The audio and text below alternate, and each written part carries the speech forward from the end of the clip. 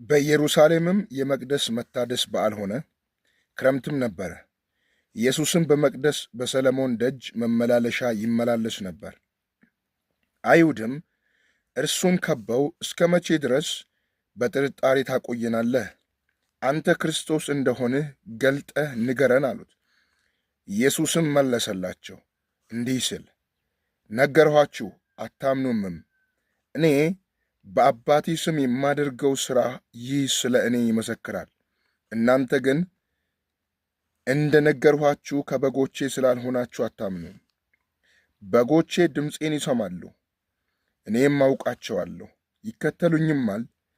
እኔም የዘላለም ሕይወት እሰጣቸዋለሁ፣ ለዘላለምም አይጠፉም።